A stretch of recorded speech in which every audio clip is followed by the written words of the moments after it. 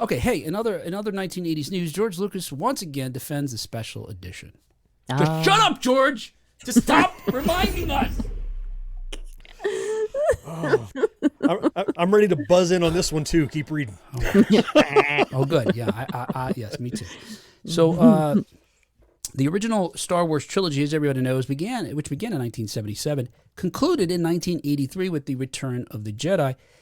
In 1999, fans of the franchise were delighted and disappointed with The Phantom Menace, the first new Star Wars film in 25 years. But it was during the production of that film that Lucas began experimenting with making digital movies. And not only did the filmmaker create scenes out of whole, albeit blue cloth, because that Phantom Menace, if you watch the behind the scenes, it's just them running in the blue room, basically. Walking around in a warehouse. And it's, I feel like the movie feels like that too, unfortunately.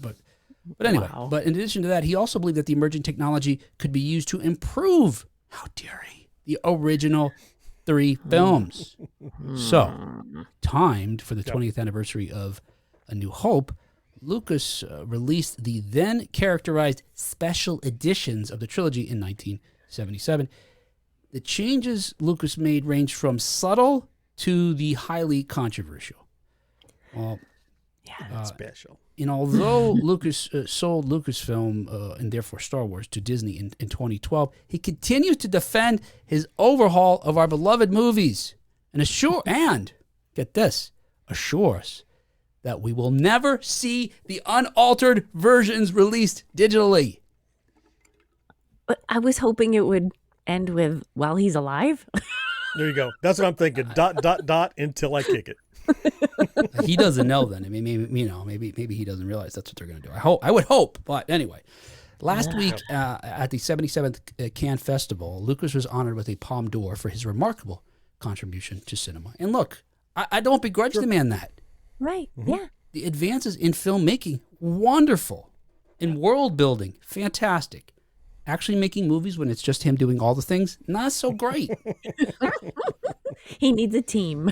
Yes, absolutely. Keep him in check. Yeah. Creative efforts, the best ones are collaborative efforts, like our show, is evidenced by this trio here.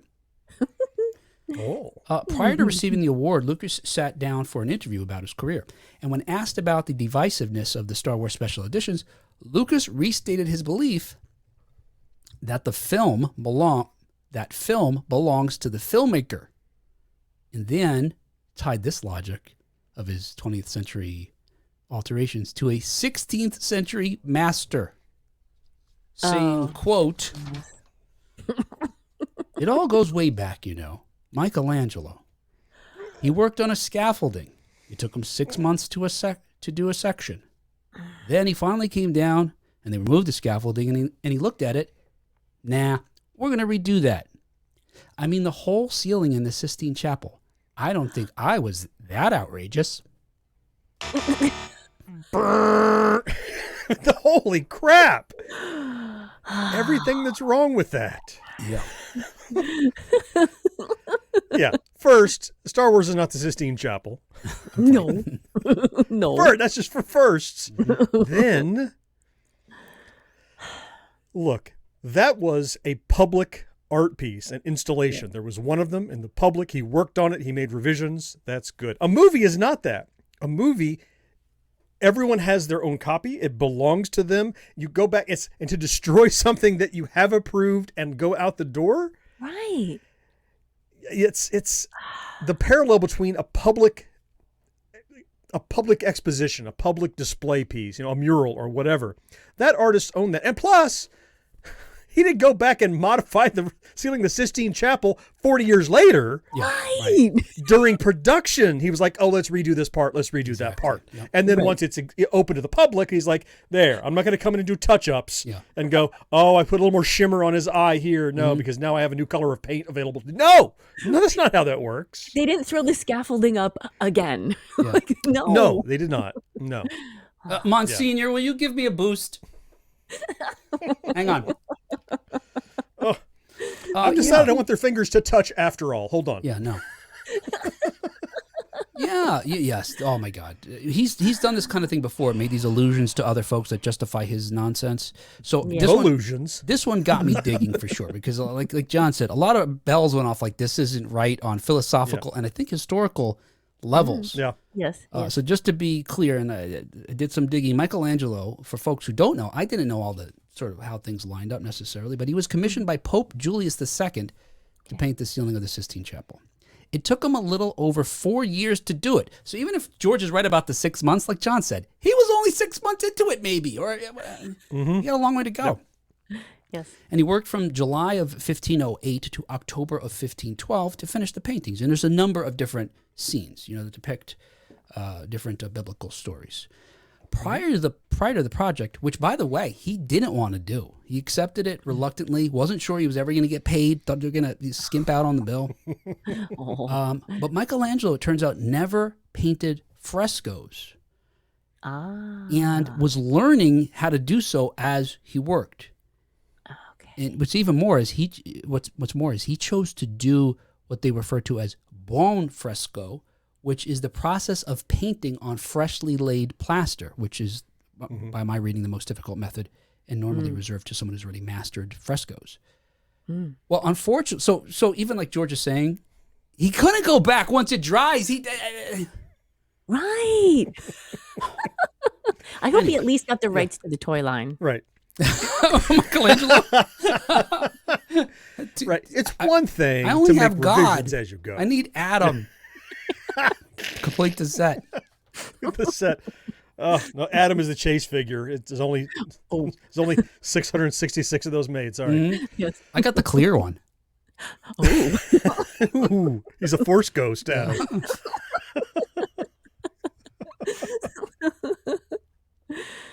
Okay, I thought you were saying something. All right, no, you don't have to. Hey, well, unfortunately for Michelangelo, talking about revising art, around the time he completed his work, depicting nudity in art became taboo. So for hundreds of years prior, the naked form was used to represent purity, honor, virtue. Mm-hmm. In the 16th century, the Catholic Church decided it was obscene. And it turns out the reason why they did that was in part because they were now competing with the Protestant Church for members. So folks were leaving the Catholic Church and becoming Protestants. And they were like, well, how do we bring those people back? I know. We got to change our thought about these things and be more puritanical with regard to some of our views. We can't have all this art with, boobs and penises hanging out. So we got to, So that seems super backwards. Like, I mean, if I were going to go to church, it'd be the one that has the most boobs on display. Yes. The most and the biggest. Yes. Right. Don't hide them. Mm-hmm. Guys down the street hide them. I left those guys looking for you. We don't have a Virgin Mary. Our Mary is very experienced. And she's got huge knockers. We have a courtesan Mary. You have one, it doesn't work for you. And she just had a baby, so she's lactating still. We got all of your fetishes covered. So Pope Julius II, who hired Michelangelo, forces him to repaint the figures and cover their nakedness. This is part of the fig leaf campaign that swept through Europe under the Council of Trent, which went around Rome looking for nude sculptures and paintings and carefully placing fig leaves whenever they saw any kind of genitalia. And isn't that insulting? You couldn't have picked something with a bigger leaf. With a palm frond? Yeah. Banana leaf, anything. Yeah. Yeah. Help me out. If all it takes is a fig, well, now you know, I guess. And just pluck it from a fig real delicately. Just kind of keep it all. Oh. This one broke. No. Fig's way too big. Do you have a one-leaf clover? Yeah. Hang on. I'm just going to tear this fig leaf in half for this guy. Thanks. It handles the beans and the franks.